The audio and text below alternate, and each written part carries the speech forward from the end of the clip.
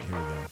Hello and welcome to the Momentum Ministry Partners podcast. In our fellowship of Christ, our leadership in the local church, and in our parenting of the children entrusted to us, we all seek forward momentum. This podcast is designed to provide that momentum in our God-given roles of leadership as we partner together to equip today's Christian leaders for tomorrow's opportunities. I'm Eric Miller, and today we have with us Josiah Bogue. Boom. What an intro there, Eric. Drum roll, drum roll for Josiah. Josiah is a drummer, but he also leads collective young adult ministry at the Grace Church in Bath, Ohio. So did I get all that right? Yeah, you did. Kind of a mouthful. I was just impressed with your description of the Momentum Ministry podcast. Your dad actually, made up a word, fellowship, which people tease me relentlessly. I don't know if they tease him about it. Why don't they just following? Yeah, I think follow is the word he's looking for. There you go. It's okay. Yeah, but Josiah, you also are like involved in a little bit of everything. You're like the jack of all trades at Grace Bath. Like, you're amazing. I feel like every time I turn around, I see you doing something. So you are very gifted. You're highly talented. I love when you get to lead worship, and but God is using you in powerful ways through collective, through the young adult ministry, which is the name of the young adult ministry here. Yeah. And I wanted to invite you on as we talk today about ministry in an online world. Yes. You the kind of metaverse. Yes, you kind of represent this demographic that a lot of churches are trying to figure out, and so I hope that this will be a valuable resource today. Josiah, you not only are a pastor's kid, you've been involved in ministry. You're a resident now. You're leading the college group. You're teaching every week. It's awesome to just see what God's doing. But I want you to share a little bit about the past 2 years. Okay, so take us back. Let's do like the wavy we're doing a video podcast now, so maybe Caleb can put like an edited Can you wavy, put an ocean? Let's go back to 2 years. A mirage. That'd be there cool. You go. Yeah. Let's go back to kind of the beginning of COVID. Even that process of like you coming on board, Brad bringing you on, you starting. What has God done in and through the young adult ministry through COVID? Because I think that story is crazy cool to look back and see what God's done. So share a little bit about that. Yeah, so I'll try and make a long story as condensed as I can. Basically, go all the way back to 2020. I just had, so 2 days ago, I think, I was on my Time Hop. Nice. If you know that app, it shows the social media. This day, a few years ago, I was on my Time Hop, and we were playing a conference at a Christian school, and that was the shutdown day. So it was on my Snapchat story. It was like, hey, tearing all this stuff down. Yep. And then I remember we went to Cracker Barrel, and we didn't know anything about COVID. So we went to Cracker Barrel, and there were all these old people there. And then we left, and maybe we should edit this out. I don't know. You can keep it. But anyways, I was ignorant. We all got COVID. I didn't know what I knew now. But anyways, it's crazy because around December, January of 1920, somewhere in there, our young adult pastor, Keith, who's the best, awesome, he felt led by God to go do something else. And so I worked under him for a long time, love him. And I remember having a sit-down conversation with Brad, who's my boss. He's the family ministries pastor at Grace Bath. And he was like, hey, we're not looking into hiring anybody else. We just want to offer you this position and see how that goes. It's going to be like, all right, that sounds great. We prayed about it. Sarah and I prayed about it. We thought it was going to be awesome. And then, our Keith stayed on for a few months, for a little bit. I think he left in January. We started transitioning, and then boom, we're done. It shut down. Yep. I got the email. We had to cancel everything, all that kind of stuff. So through that, we tried a bunch of online stuff during that time because it was literally like, what do we do? What else is there? What can you do? Yeah, Governor Mike DeWine, it's like, do not hang out. So we were trying online stuff, trying online services, all that kind of thing, to varying degrees of success. And I remember when we came back in June, and we came back with about, 50, 60 people, maybe 60, somewhere like that, in the summer. And so basically what I realized, that we came back for a little bit, then it dipped even further. we had to figure out how to regrow. We had to figure out basically how to relaunch and how to relook at this ministry anyways and kick it off. So we were looking at a bunch of options of like, all right, what should our services be like? What should our small groups be like? The biggest question was like, what leaders should we recruit? How should we teach? Like we're reevaluating all these questions and then just spent a lot of time just asking God, would you show us where to go? This is, from everything I understand about young adult ministry, it's very uncharted territory. Yep. So for anyone listening to this podcast and you're like, I don't know how to reach people under 30, it's like, no one does. Don't feel too bad about that. Yeah. It's very uncharted because it's changing all the time. But we just started praying, trying new things, trying new types of groups, all that kind of stuff. Long story short, the ministry kept growing and growing and growing and growing and growing through COVID, through the pandemic, when the churches were declining and the over 30 crowd, our under 30 crowd was accelerating. And so here we are. We at this point we've about tripled, where we're at through that COVID period, by diversifying how we reach people, by making sure the gospel's super clear. Most of all, I say this because I know when people say this to me, they don't. But lots and lots of prayer, like lots and lots of on our knees. Now I know how that comes across, but I mean that from the bottom of my heart. And it's crazy to see what God has done by equipping, empowering leaders within Collective. That's the condensed story. No, dude, I love it. I love it because I love middle school ministry and I love college ministry. And people are always like, why do you like those two? And to me, because they're freaks. To me, it's like I've used this analogy before. I don't know if I've shared this on the podcast, but to me, middle school students and college students are like puppies. They love just to be together. They love like it's groupthink. They love just like hanging out and like whatever and you can like lead them like, hey, we're gonna go play fetch and we're gonna go like just dogpile on each other, and that's like a blast, and everybody wants to go do that. High schoolers tend to be like cats, where they're like they think they're all independent, but they're all actually the same. Yeah, they're actually more groupthink than middle school or college. Yes, but they don't know that. They don't realize that, which is it's so funny. Like middle school and high school are completely different, but for that reason, I've always loved college age too. Yeah, and I think what you're saying is exactly spot on. Because it is uncharted territory, because it's always changing. Always. And it always depends on the uniqueness of the leader or the people that are there. Right. And there's no like key to success in it. Right. So as you look at like, okay, we did the online thing. We kind of played that game for a while. Yeah. During COVID, everybody did. Are you guys keeping that? Like, do you have a dynamic of that? Because the other reality is like, as you're saying, like, hey, we were about 50 people like pre-COVID, and we've grown since then. There's a lot of churches that would fall into those same categories as well. Right. We're like, hey, pre-COVID, we had like 100 people, maybe 50, and we've kind of grown as things have reopened. But what does it look like for you and that under 30 crowd in the online world? Let's dive into that a little bit. Well, I think we realized a couple of things right off the bat. The first thing was the biggest. This is the biggest one. If you're driving in your car and you write something down, it's probably. We learned that they just don't care about our service. They just don't care about it. Like if we're trying to reach people with content is very important and it has its place. And I teach and lead worship. I do content. That's what I do. And that you need to have good content if you want to grow, for sure. But if you expect that content to be drawing in crowds, you're super wrong, because you can find good content anywhere. Now, pause. Yeah. Are you talking about what defines service? Are you talking about the church's Sunday morning service? Yes. Or are you talking about like your collective young adult service? I'm talking about both. In this context, I'll talk about collective young adult service, but I think it applies to both when you're talking about this crowd of that service. And by content, I'm meaning like preaching, music, whatever else you want to throw in there.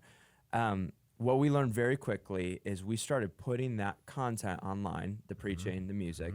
We did it actually very well from the best we could do is how I'll say that.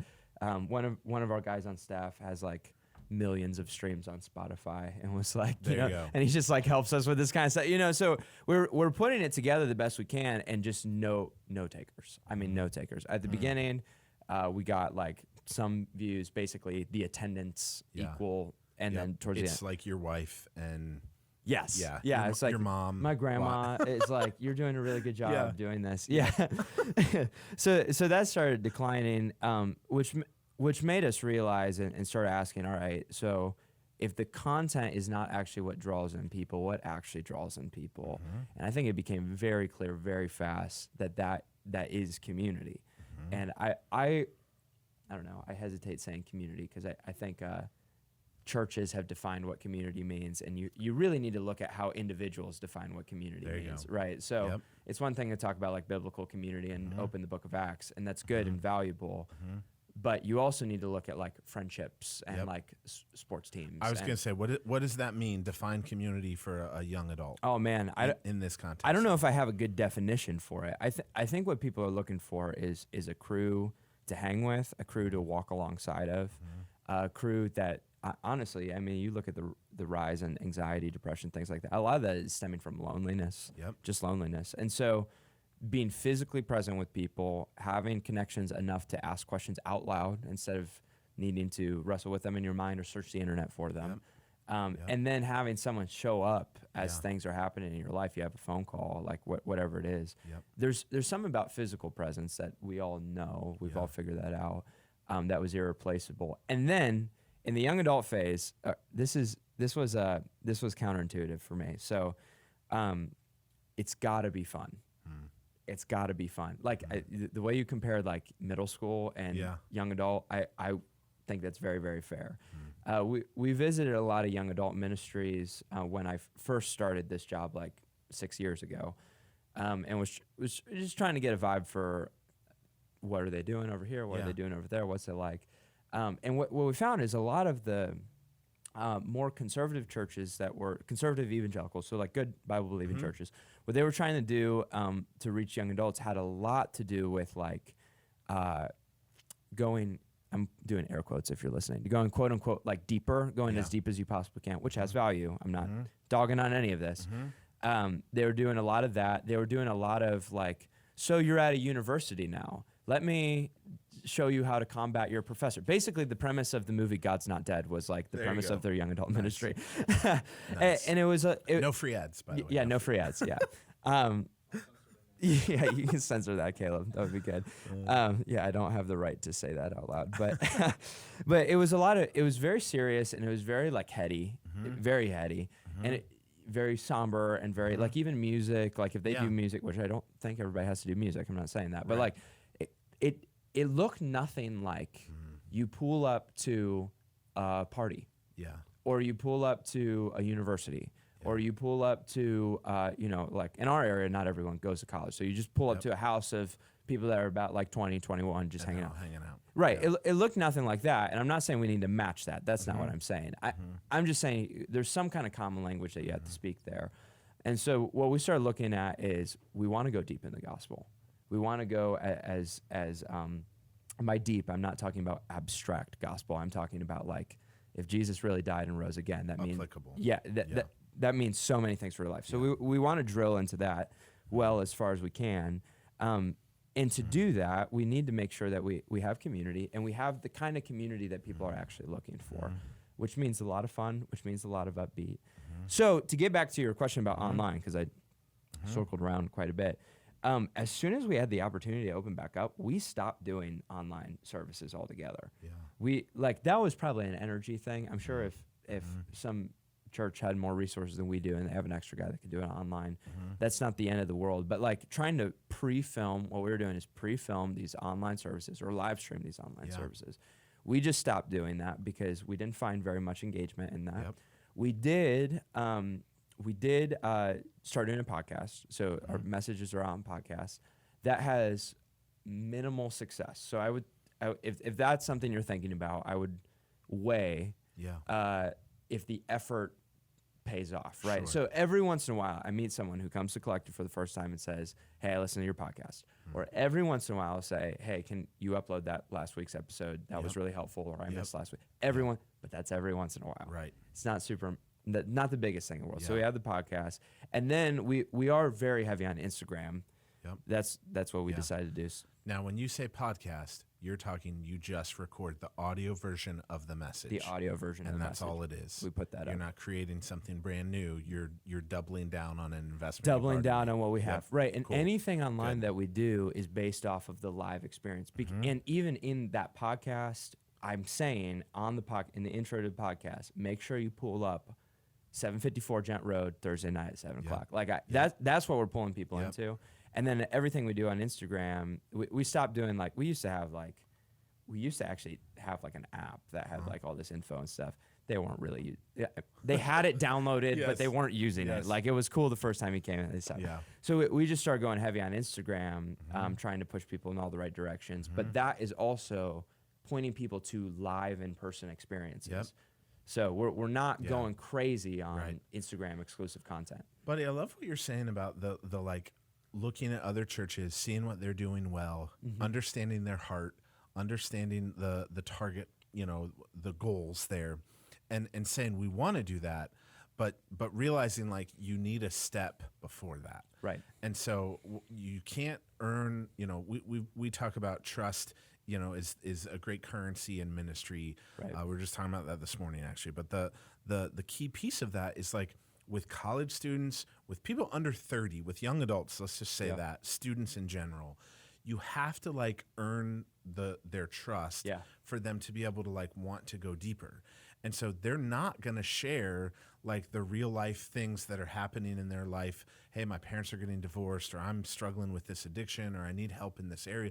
They're not going to share that willingly just because, they show up one night or they watched your live stream and they think like, there are those moments, but that's not the norm. Totally. And at the same time, like I think what I also am hearing you say is the genuine authenticity of the leadership of your heart. You said earlier, like we mean it. We're praying faithfully for God to work and move in these students' hearts and lives.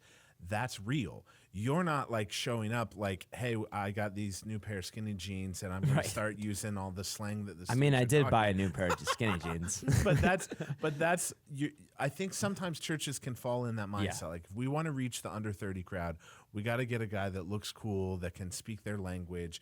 And I don't know any young adults that are like looking for that. No. not. I think that's what, man, if there's like one big thing, it's you can't really attract these guys to church. Like you can't, like and by attract I mean the way that a company would attract you to buy a bottle of Coke.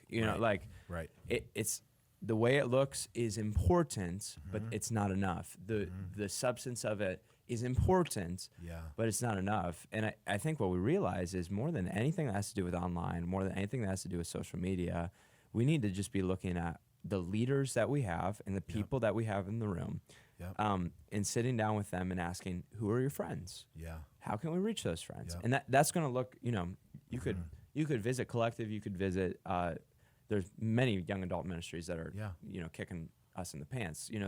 They're doing incredible. But you could go to all those and try and copy all the best ideas. But if you're not looking at the people that you actually have and saying, how do I empower these people? How do I empower these leaders? How do I help them reach? I can't reach their friends. Yep. How do I help them reach their friends? Then you're soaring. And let's take that one step further for the pastors who are listening, the church leaders who are they're trying to come out of COVID and they're thinking about the people who aren't there anymore, the people who've stopped coming. I would say, like, pastor, you've got to like move on and you got to focus on the people who are there now, and invest in the people. Like it's a new day and a new age. Like allow God to wipe that slate clean, like you're saying with what you guys did with your ministry, and say, hey, we got to get creative and we got to hustle and we got to pray and we got to figure out, like, God, what do we do next? And we're going to move forward with who's here. Yeah. And so, Josiah, I want to go back to one more thing on this. Well, for those people who are still online, who are still like stuck in that, whether they're young adults or whoever. But you mention it. There's really good content out there that they can go and find. For those people who haven't yet re-engaged in a local community, in biblical community, whatever your definition is, that what's the danger in that? What do you see as the key like obstacle in just hanging out online and not really re-engaging personally in physical? Well, I think there's been something weird that's happened in North American churches where I think we all, like, if you're engaged in a church, if you're not engaged in church, especially if you're a ministry leader, I think you really need to ask yourself, what does it actually mean to be a part of the church? Because for some reason, it seems to be in the past handful of decades, we've really, or maybe further than that, maybe, I don't know how long this goes back, but we've really started equating attending church to being a part of the church. And I will even say this, attendance stretches further than your church service. So we'll say, some churches will say, no, we're not just counting our weekend attendance, we're counting our weekend attendance and our life group attendance. That's still attendance. I think we need to look and ask ourselves, what does it really mean if you look scripturally? Look, what does Jesus really mean? What do the apostles really mean when they're talking about being engaged in the church? And they're always talking about a mission. They're always talking about a mission. And the mission has a community to it. That's where you see people loving each other, taking care of each other, taking care of their needs, because that's what Jesus did for us. So how could you not do it for your brother and sister?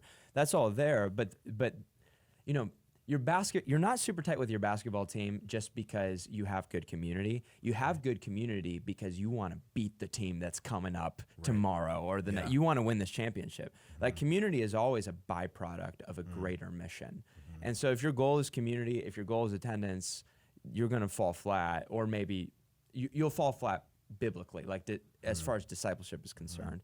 Our goal needs to be, how are we reaching the people around us? How are we sharing Christ? How are we being Jesus' witnesses? And so I would say, if you're listening to this and you haven't been engaging in person in a church for a long time, I like to think of like online church service. I like to think of it closer to engaging in like a YouTube video or engaging in a podcast or buying a book. It's like there's a lot, that's all content. So there's a lot of really good content out there. There are books that I think every person should buy. I think churches, if they have a really good book, they should push those book sales. Like, I don't think there's anything wrong with any of that.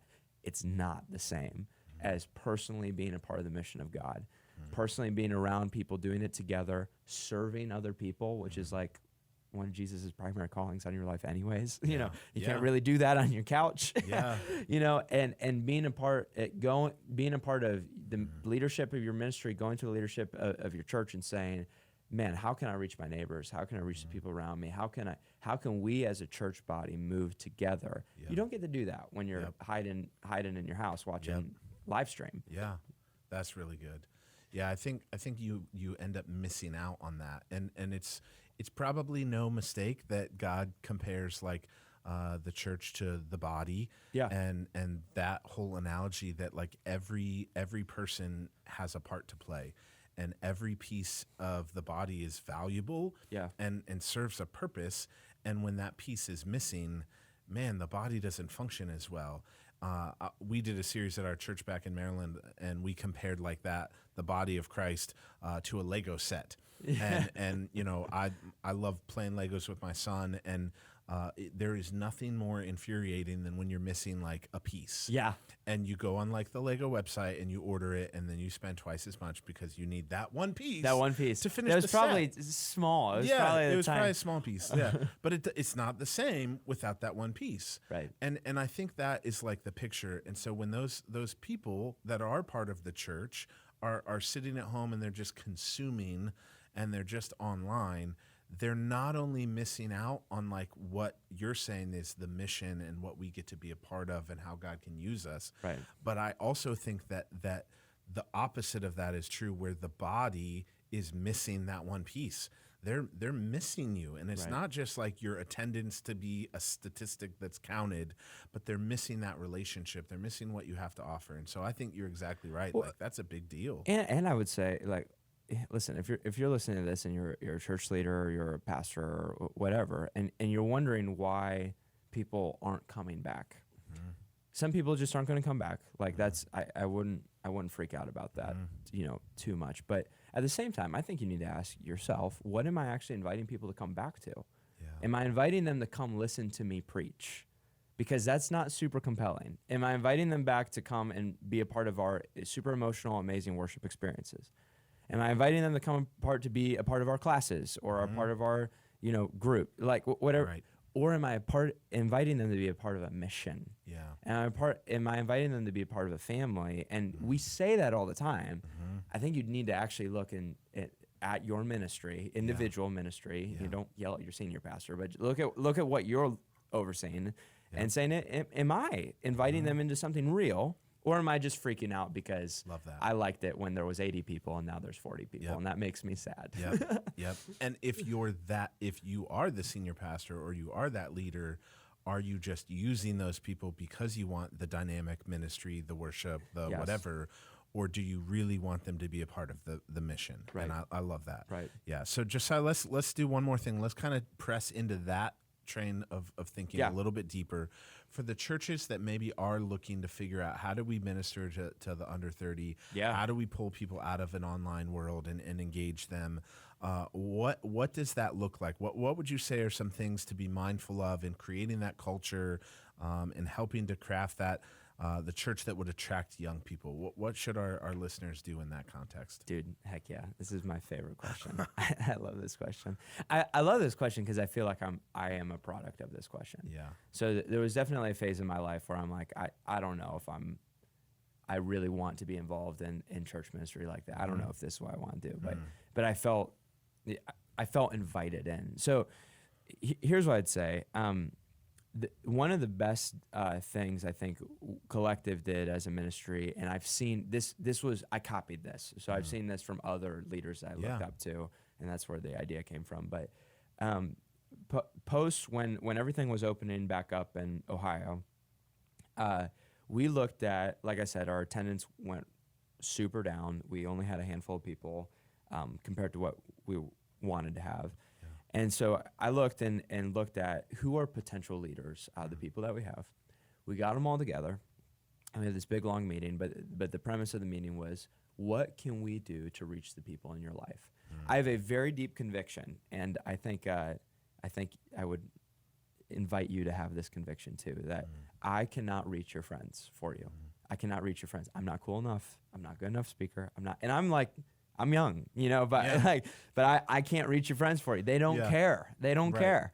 Right. But you can reach your friends. And I think that's what Jesus has called us to do and how to model our churches anyways. But so we sat down and we said, listen, what would it look like? Very specifically for us, we created a structure where we would start building groups around these leaders with very little prerequisites. So that was really important because a lot of times you're like, you got to finish this class and you got to do this thing and you got to meet these requirements. We're like, these are evangelistic groups. They're not elder level. It's nothing like that. So just anyone who wants to reach people for Jesus. And we would try and help empower these individual people, which was like 10 at the time, to start 10 little communities, Jesus communities. Somewhere out there in the world. They could use our building if they wanted to. They could put it on their school if they wanted to. They could put it on Chick-fil-A, whatever. But we wanted to empower and do the best, use whatever resources we could to empower their evangelistic efforts. Yeah. And then I meet with them every other week, and we talk about how's it going, how are you doing. We have a grid on how to measure if you're being successful or not, all that kind of stuff. But it's about them reaching the people in their lives. And since we started doing that, the Lord has just blessed that and blessed that and blessed that and blessed that.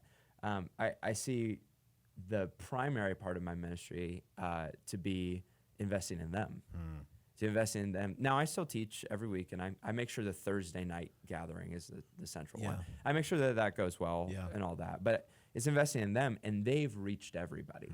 That's where it's come from.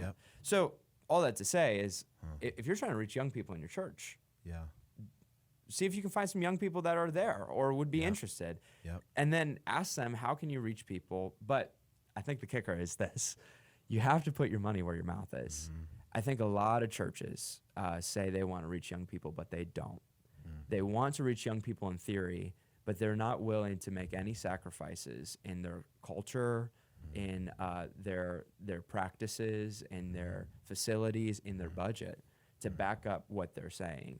So you say you want to reach young people, Right.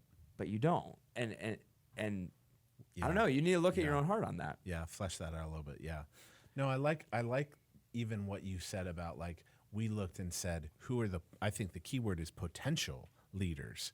Yeah. Because a lot of churches would look and say, well, we don't have any leaders. Right. And that stops them there from ever doing anything or engaging with anybody or being able to start a new ministry.